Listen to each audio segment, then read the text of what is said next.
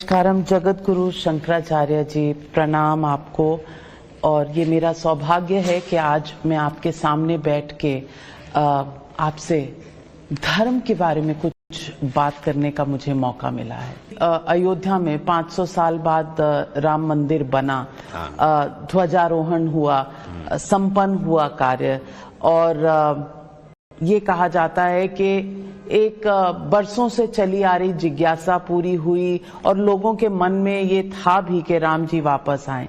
प्राण प्रतिष्ठा के समय में लोगों ने ये भी सवाल उठाए कि जब तक पूरा मंदिर बन नहीं जाता प्राण प्रतिष्ठा होनी नहीं चाहिए थी। वो पिछले साल हुई, अब ध्वजारोहण इस साल में हो रहा है। आपको लगता है दोनों में कोई धर्म अधर्म की बात है? देखिए,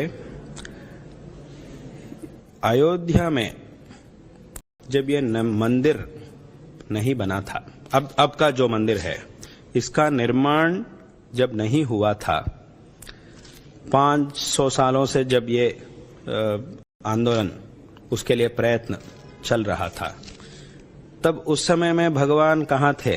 श्री रामचंद्र जी अयोध्या में कहाँ थे उस समय में? टेंट में थे या नहीं? टेंट में थे। टेंट में भगवान थे। इसका निर्माण से पहले टेंट में भगवान थे। मतलब अयोध्या जो है वो ऐसा एक पुण्य क्षेत्र है जहां स्वयं भगवान रहने की इच्छा रखते हैं। भगवान अपनी इच्छा से वहां आकर विराजमान है। क्योंकि अगर हम रामायण में अगर हम देखेंगे तो उसमें क्या दिखता है? जब रावण से सभी लोग पीड़ित है, उस समय में सभी देवता लोग भगवान के पास जाते हैं और प्रार्थना करते हैं कि आप इसके लिए कुछ उपाय करें, कुछ करें, रावण का वध करें, ऐसा प्रार्थना करते हैं। उसी समय में महाराज दशरथ भी पुत्र प्राप्ति के लिए बहुत कुछ प्रयत्न करता रहता है, कुछ अनुष्ठान सब कुछ करता रहता है, प्रतीक्षा करता रहता है। यहां देवता लोग भी आप अयोध्या में जाकर अवतार करें ऐसा भगवान से प्रार्थना नहीं की थी। देवता लोगों ने सिर्फ इतना ही प्रार्थना की थी, आप रावण का वध करने के लिए कुछ करें, उतना ही प्रार्थना उन्होंने की थी। और दशरथ ने भी मुझे पुत्र चाहिए, बस इतना ही उसकी प्रार्थना थी। उसको ये प्रार्थना नहीं थी कि स्वयं भगवान ही मुझसे जन्म ले, ऐसे ही प्रार्थना उनके मन में नहीं थी। उनको पुत्र प्राप्ति होनी चाहिए, बस उतनी ही इच्छा थी। परंतु अयोध्या में अवतार करना और दशरथ महाराज के पुत्र के रूप में अवतार करना, ये जो संकल्प है ये भगवान का ही संकल्प है। इसीलिए अयोध्या में अवतार करने का संकल्प स्वयं भगवान का है। तो भगवान ने वहां अयोध्या में अवतार किया, इसीलिए वो भगवान अपनी इच्छा से वहां आए हैं। इसीलिए ये इतना पवित्र क्षेत्र है। बाकी कई जगहों में हम मंदिर बनाते हैं, जहां भी हम एक नया मंदिर बनाते हैं तब हम भगवान के आवाहन करते हैं। मंदिर का जो प्रतिष्ठा विधान, जो प्राण प्रतिष्ठा विधान जो होता है, उसमें आवाहन इत्यादि सब कुछ होते हैं, वो सब हम करते हैं। हमारी प्रार्थना से बाकी जगह में भगवान आते हैं। लेकिन अयोध्या जो है ये भगवान की इच्छा से वहां आए हैं। जैसा अभी काशी है, काशी में स्वयं महादेव की इच्छा से भगवान महादेव वहां रहते हैं।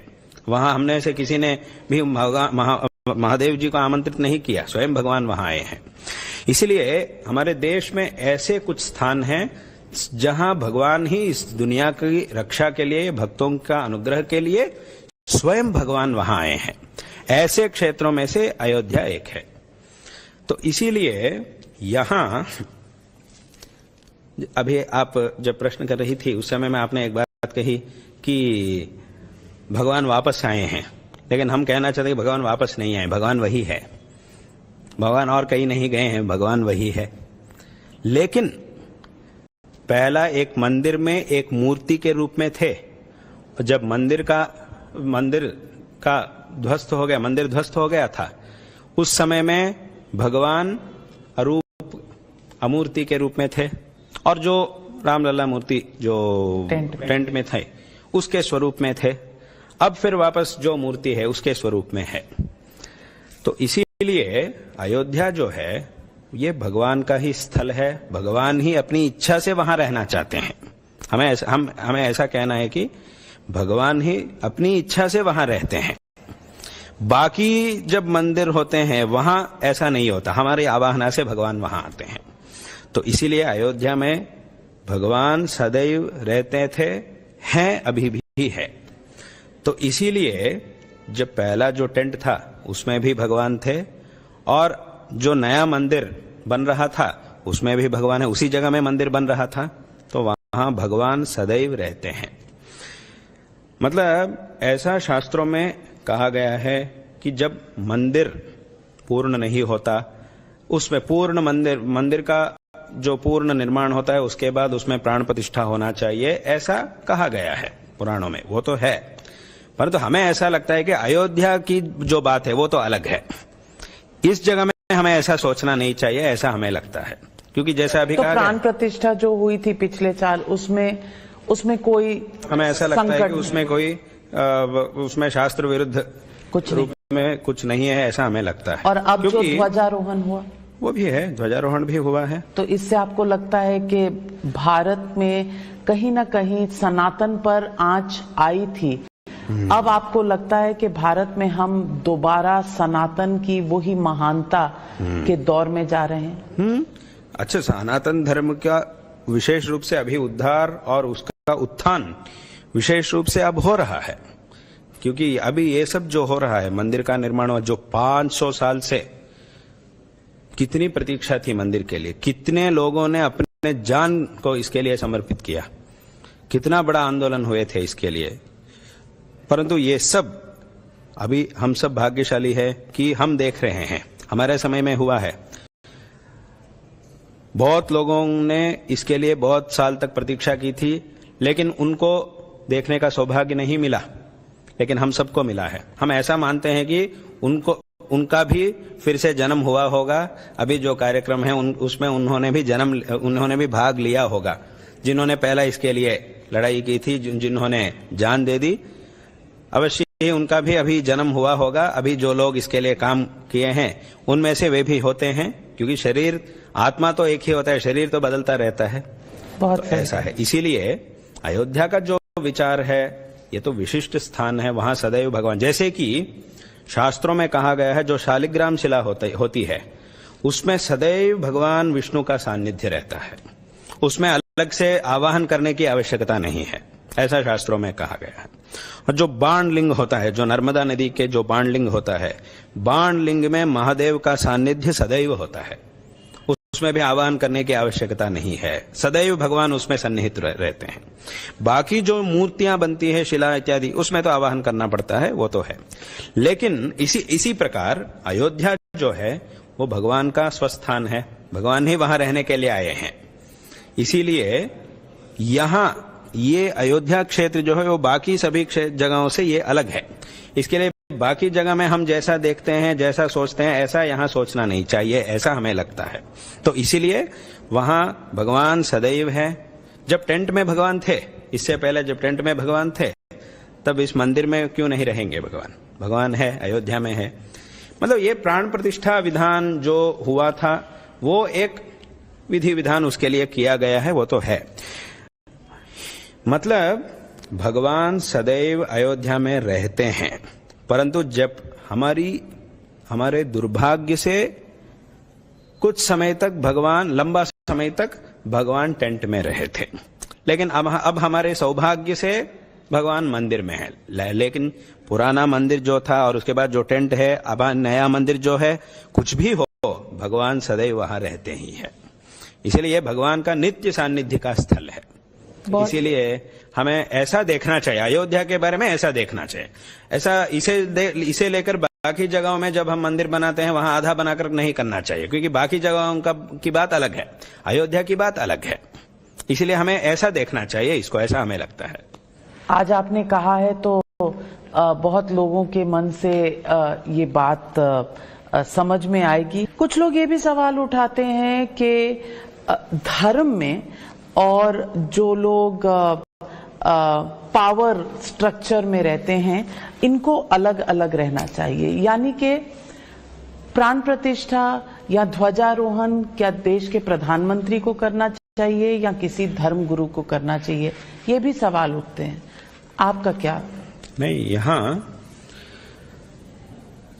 देश के जो नेता होते हैं, जो अधिकार में होते हैं, उनको धर्म और देश दोनों के बारे में भी सोचना चाहिए।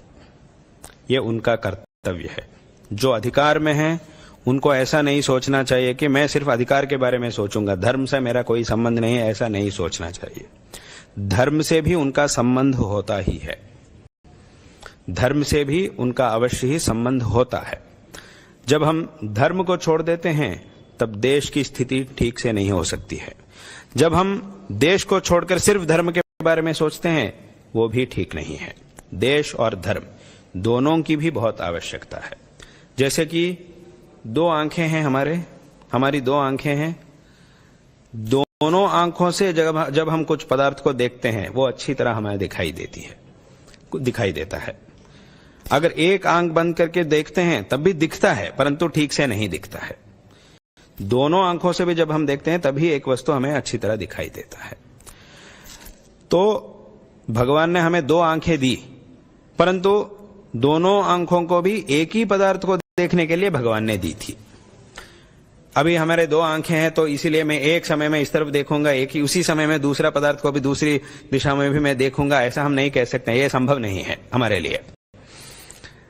आंखें तो दो है, परंतु दोनों से भी देखा जाए, जो वस्तु दिखता है वो एक ही है, एक ही वस्तु को देखा जाता है दोनों आंखों से भी। ये धर्म और देश जो है ये भी ऐसा है, दो आंखें जैसे हैं। जब हम दोनों को भी जोड़कर आगे जाते हैं तब हम भी हमारे देश में सभी लोग सुखी रह सकते हैं। इसीलिए ये बहुत बहुत आवश्यक है। जो अधिकार में होते हैं उनको भी इसकी आवश्यकता है। पर देश सेक्युलर है, उसमें धर्म निरपेक्ष देश है। वो सोच ही गलत है, वो सोच ही बिल्कुल गलत है। धर्म निरपेक्ष मतलब हम इतना कह सकते हैं कि देश में जो धर्म है, जितने भी पंथ है, सभी लोगों को एकता से रहना चाहिए, इतना हम कह सकते हैं। ये आवश्यक है। धर्म निरपेक्ष बनाना ये तो गलत है, ऐसा सोचना ये सोच है, यही गलत है। धर्म होना चाहिए, क्योंकि धर्म ही सभी, जैसा अभी हमने कहा, धर्म जो है इसी के द्वारा हम श्रेय प्राप्त कर सकते हैं। और धर्म जो है, जैसे कि अभी एक देश में कानून होना चाहिए, कानून के बिना देश नहीं चलता है, तो कानून की बहुत आवश्यकता है। ये जो धर्म जो है ये पूरा विश्व का कानून है। जैसा एक देश का एक कानून होता है, पूरे विश्व का धर्म एक कानून है। क्योंकि पूरे विश्व में किस व्यक्ति को कैसा रहना चाहिए, क्या करना है क्या नहीं करना है, इसके बारे में धर्म में कहा गया है। तो इसीलिए हर एक व्यक्ति के लिए धर्म की आवश्यकता है। धर्म के साथ अगर ये जीवन करेगा तब, चाहे वो जानता है या नहीं जानता है वो अलग बात है। जैसे कि ये जो धर्म है ये अभी दुनिया का आधार है।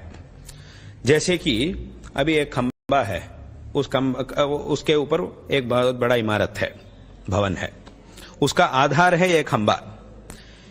इस भवन का ये खंबा आधार है। ये जो बात है ये किसी की कल्पना नहीं है, ये वास्तु स्थिति है, वास्तविक स्थिति है। ये वास्तविक रूप में ये खंबा एक भवन का आधार है। ये कोई ऐसा आकर कहेगा कि, अगर कोई ऐसा आकर कहेगा मैं नहीं मानूंगा इस बात को, ये खंबा इस इमारत का आधार है, ऐसा मैं नहीं मानता हूं। अरे भाई तुम मानो या नहीं मानो, वास्तविक विचार तो है यही है कि अगर इसको हम हटा देंगे तो पूरा इमारत ही गिर जाएगी, नीचे गिर जाएगा। अयोध्या का संघर्ष एकदम मंजिल पर पहुंचा, अपने स्थान पर पहुंचा। काशी और मथुरा के बारे में आप क्या सोचते हैं? कानूनी रास्ता या फिर से कोई बातचीत के द्वारा कोई हल निकाला जा सकता? वो बातचीत, मतलब बातचीत भी होनी चाहिए, और बातचीत से नहीं होगा, मतलब बातचीत तो होना ही चाहिए। अगर उस रास्ते से नहीं होगा तो कानून की व्यवस्था में जाना ही पड़ेगा, कानून के मार्ग से जाना ही पड़ेगा, क्योंकि उसमें संदेह नहीं है कि मतलब इस बात में किसी को भी संदेह नहीं है, वो मंदिर है, वहां मंदिर दिखाई दे रहा है। इतिहास को सभी लोग जानते हैं। अगर हम वहां जाएंगे, वहां जो मंदिर दिख रहा है उसमें स्पष्ट हमारे हिंदू धर्म के जो मंदिर होते हैं उसका जो निर्माण, जो आकार होता है वो हमें वहां स्पष्ट दिख रहा है। अगर हम वहां जाके दूर से भी अगर हम देखेंगे वो स्पष्ट दिखाई दे रहा है। तो उसके लिए बातचीत की आवश्यकता है, बातचीत से इसे ठीक करना चाहिए। अगर नहीं होगा तो कानून के व्यवस्था के अनुसार चलना ही पड़ेगा, लेकिन वो होना ही चाहिए, वो होना चाहिए। वो है मंदिर ही, वो है मंदिर, वो दिखता है, दिख रहा है, स्पष्ट रूप से दिख रहा है। मतलब कानून की जो व्यवस्था है, बातचीत होने के बाद जो निर्णय है वो तो अलग है। बातचीत में क्या निर्णय होगा, कैसा निर्णय होगा और उसके बाद कैसा हमें आगे जाना है, वो बात तो अलग है। और उसके बाद अगर नहीं हुआ तो कानून के व्यवस्था के द्वारा कैसा जाना चाहिए, वो तो अलग है। लेकिन जो प्रमाण आंखों के सामने दिख रहे हैं उसको हम कैसा इनकार कर सकते हैं। तो वो दिख रहे हैं हमारे शास्त्रों में तो उसके लिए प्रमाण तो बहुत कुछ है। तो मंदिर हमें दिखाई दे रहा है, लेकिन किसी संघर्ष ना होने से, मतलब किसी संघर्ष नहीं होना चाहिए, शांति के मार्ग से ये होना चाहिए। उसके लिए बातचीत, कानून व्यवस्था, ये सब बात तो मालूम है, पता चल, बात तो अच्छी तरह समझ में आ रही है। लेकिन अगर हम वहां जाके कुछ दबाव से कुछ करेंगे तो उसके द्वारा बहुत संघर्ष हो सकता है, तो उसके वजह से शांति जो है वो बिगड़ सकती है। इसीलिए उसके लिए जो ठीक मार्ग है उस मार्ग के अनुसार हमें जाना चाहिए।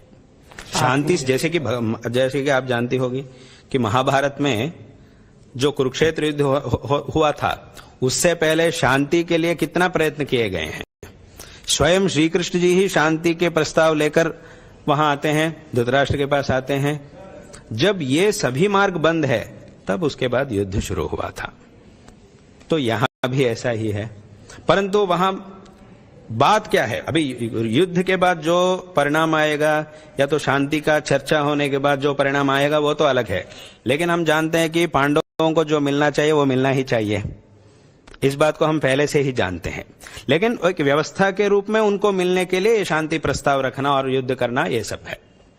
बहुत पहले से ही हम जानते हैं कि पांडवों के साथ अन्याय हुआ है और उनको जो मिलना था वो उसे देना ही था, लेकिन दुर्योधन ने नहीं दिया, देना था। इस बात को हम पहले से ही जानते हैं।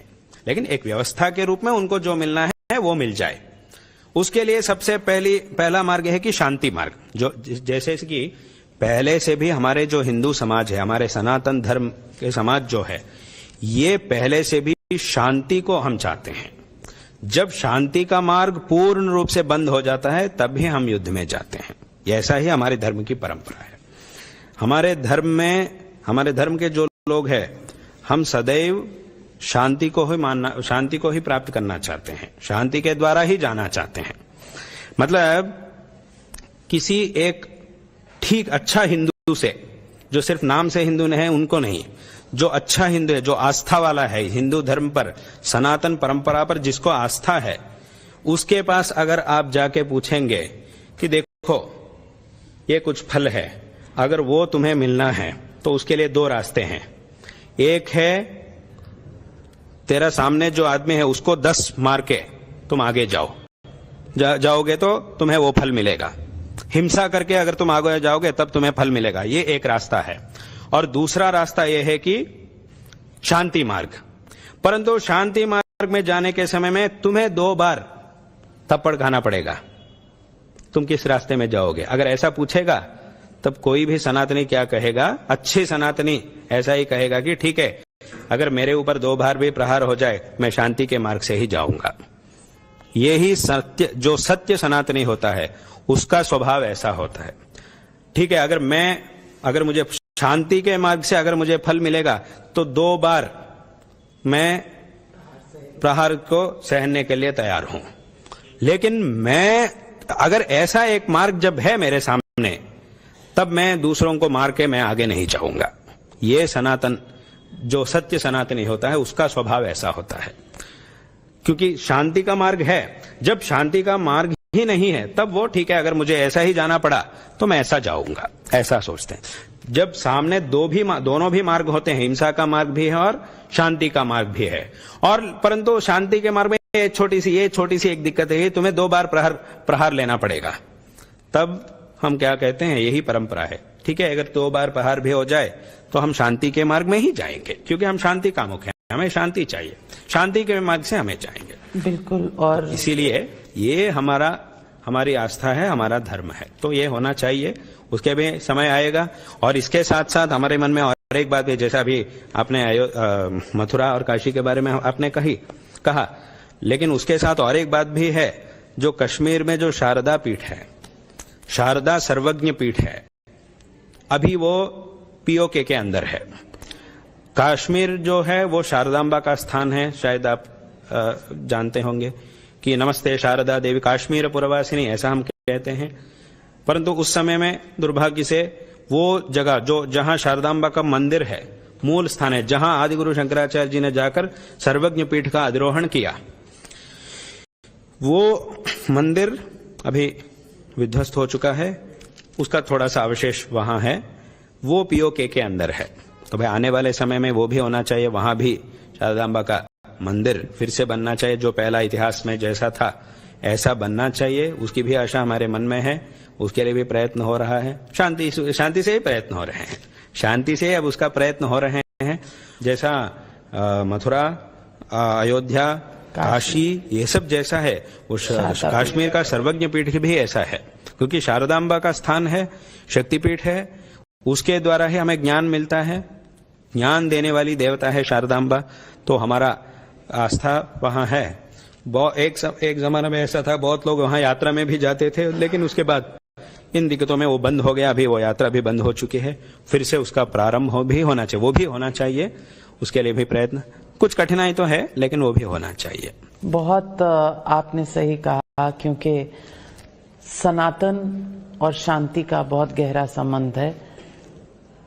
हमें धर्म को तो फॉलो करना है, लेकिन शांतिपूर्वक फॉलो करना है। ये आपने बहुत सही बात बताई। जगत गुरु शंकराचार्य जी हमसे बात करने के लिए और अपने विचार व्यक्त करने के लिए आपका बहुत बहुत धन्यवाद और आभार। आपसे बस आशीर्वाद की। हम आशीर्वाद करते हैं, आपको आशीर्वाद करते हैं, और आपको और आपके साथ जो इस काम में आपके साथ जुड़े हुए हैं सभी लोगों को हम आशीर्वाद करते हैं कि आप एक ऐसा स्थान में है कि जो सच्चाई है उसे लोगों तक पहुंचाती है। आप ऐसे स्थान में आप काम करें, ये देश के लिए बहुत आवश्यक है। जो सच्ची बात है उसको लोगों तक पहुंचाना चाहिए। ये माध्यम जो है, प्रचार माध्यम जो है, इसके द्वारा अच्छे अच्छे काम होना चाहिए। इसके लिए हम आपको आशीर्वाद करते हैं कि देवी की कृपा से, हमारे परम पूज्य गुरुदेव की कृपा से ये काम अच्छी तरह हो और आपको सभी से प्राप्त हो।